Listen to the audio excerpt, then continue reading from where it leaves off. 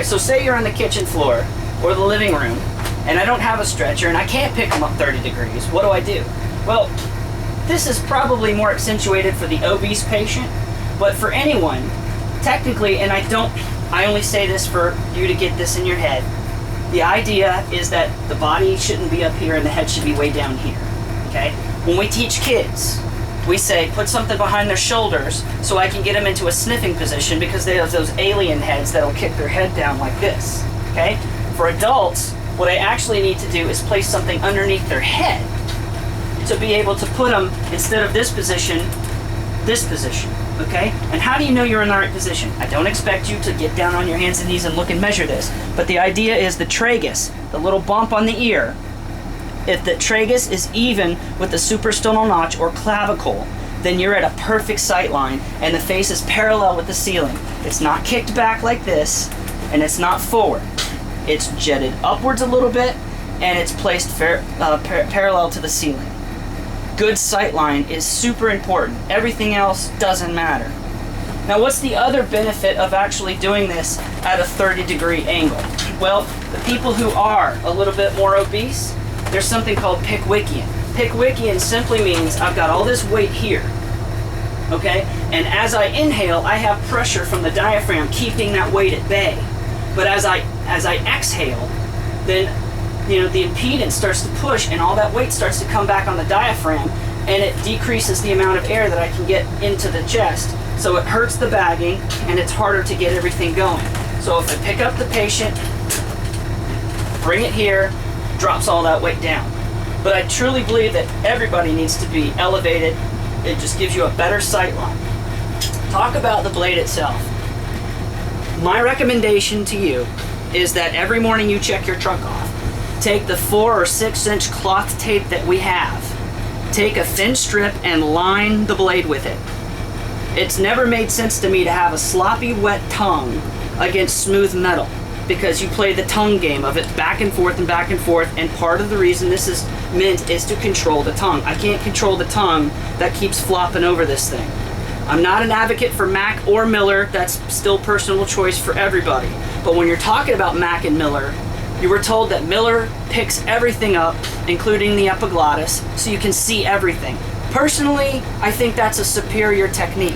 However, the Mac, for some people, they like it better because it's curved, it's flat, it's not rounded, and it was meant to go into the vallecula, which is between the tongue and the epiglottis. But you can use this blade, you can use a Mac with a Miller technique and a Miller with a Mac technique. Mix and match it, it's not illegal, promise, okay? Talk about actually inserting the blade itself. Okay, as opposed to holding it way up here, I really do recommend that your fulcrum be here. Hold it lower on the blade. And we've always been taught that we insert the blade midline, okay? And then we lift. But the problem here is what? If I do that, it pins the tongue here. All right, I need to see there. And now I have a tongue that's flopped over either side of this midline. I don't want that. The light is on the right-hand side. I need to pass the tube on the right-hand side. So get the tongue to the left. And how do I achieve that? Open up the mouth, place the blade in at an angle so the handle is facing the right shoulder, turn it to where the handle is now facing the left shoulder, and then lift. And all you're doing is you're pinning the tongue here now. Okay, so come over here. Now the tongue is pinned over here and completely out of my way, and it's really been able to be controlled because I have that cloth tape on this blade. Now, as I have that, if I still can't see it, we've all seen this, okay? We've all seen this. The shake, okay? I can't get it because he's got no neck, he's not moving very well. So why does intubation have to be a one-person technique? It can be a two-person technique. So I employ my EMT helper or whoever happens to be helping me. I instruct to grab the blade or the handle and pull up to yourself. Look at all day. I can actually go in there and suction and see everything I need while controlling this, and then I can drop the tube all day while my partner is doing the work. Okay? Use your help. He's got way more leverage than I ever will. And if you say, well, I still can't see it, that's okay. Give me the blade back. I can manipulate. I can still manipulate. You see the tongue on the left-hand side? Completely out of my way. Okay? And I can manipulate this blade anywhere I want, and I'm just using him to pull and give me the leverage that I need. Okay? All day long. And even if I need a little help, I can give myself some burp.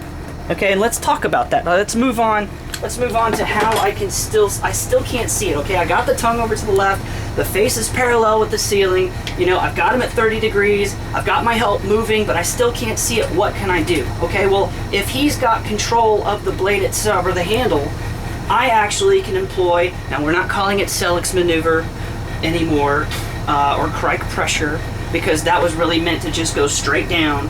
And the whole idea, remember, it was to prevent aspiration by pinching down on the esophagus. Okay, but we know now that actually it doesn't really inhibit aspiration.